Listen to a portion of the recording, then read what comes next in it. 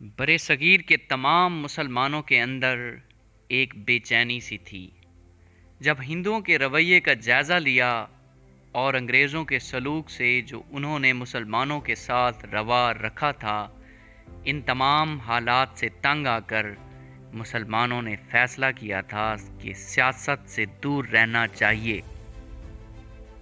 ممکن نہ رہا اور مسلمانوں کے لیے یہ ضروری ہو گیا کہ وہ سیاست میں حصہ لیں، اور سر سید احمد خان کی وفات کے بعد ایک گروہ سیاست میں حصہ لینے کے خلاف تھا۔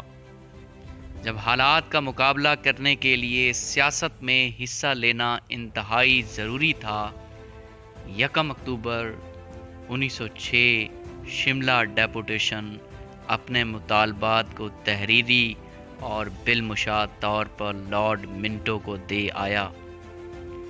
تو اس پر مزید کارروائی کے لیے مسلمانوں نے سیاسی میدان میں کچھ قدم اور آگے بڑھانے شروع کر دیے۔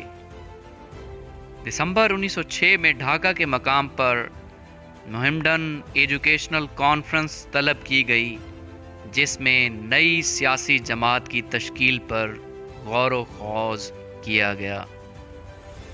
30 دسمبر 1906 کو اس کانفرنس کا ایک اجلاس نواب وقار الملک کی سربراہی میں ہوا، جس میں فیصلہ کیا گیا کہ ہندوستان کے مسلمانوں کی ایک علیحدہ سیاسی جماعت ہوگی، جس کا نام آل انڈیا مسلم لیگ ہوگا۔ اس اجلاس میں صدارتی خطبہ پڑھتے ہوئے نواب وقار الملک نے فرمایا کہ جس مقصد کے لیے یہ اجلاس طلب کیا گیا اس کی ضرورت بلکہ 30 دسمبر 1906 کو ہی محسوس نہیں کی گئی، بلکہ اس کی ضرورت کا احساس 28 دسمبر 1885 کو ہو گیا تھا، جب انڈین نیشنل کانگریس وجود میں آئی تھی۔ مسلمان اگر واضح طور پر کسی قسم کی چپکلش سے بچا رہا ہے تو وہ محض سر سید احمد خان کی ہدایات کی تعمیل کے پیش نظر تھا۔ اگر ان جیسا پروقار اور سنجیدہ رہنما اس دور میں نہ ملتا تو شاید مسلمانوں کو ہندوستان میں کوئی بھی مقام نہ ملتا۔ اب چونکہ حالات اس نوعیت کے ہو گئے ہیں کہ مسلمانوں کو نہ صرف اپنے مطالبات منوانے کے لیے اجتماعی کوشش کرنی چاہیے، بلکہ اپنے حقوق کے تحفظ کے لیے بھی کوشش کرنی چاہیے۔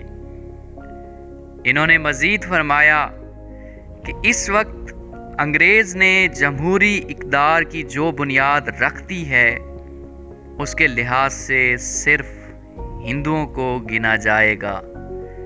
اس لحاظ سے ہندوؤں کی اکثریت بہت زیادہ ہے، اور اگر مسلمان ایک پلیٹ فارم پر اپنے مطالبات کے لیے یکجا نہ ہوئے تو واضح ہے کہ ان کا مال، ان کی آبرو، ان کا مذہب اور ان کا مستقبل سب خطرے میں پڑ جائیں گے۔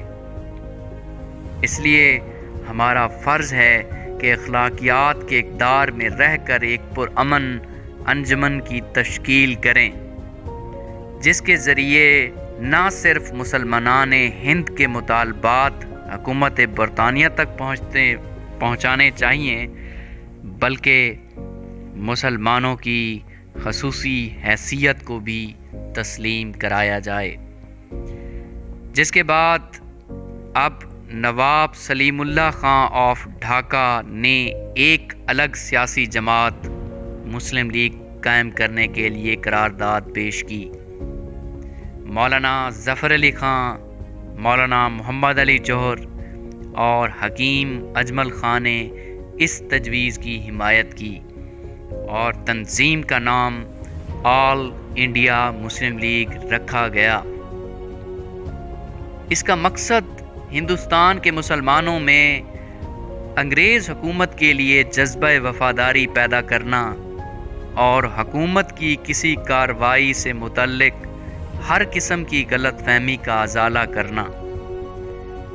برِ صغیر کے مسلمانوں کے حقوق کی حفاظت اور ان کی ضروریات اور خواہشات کو بہتر طریقے سے حکومت کے سامنے پیش کرنا اس کی اولین ترجیح ہوگی۔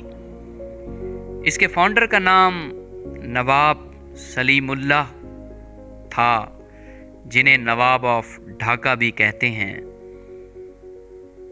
آل انڈیا مسلم لیگ کا نام محمد شفیع نے تجویز کیا تھا اور سر آغا خان اس کے پہلے پریزیڈنٹ قرار پائے۔ مسلم لیگ کا پہلا اجلاس دسمبر 1907 کو کراچی میں ہوا اور قائد اعظم محمد علی جناح 1913 میں آل انڈیا مسلم لیگ کو جوائن کیا۔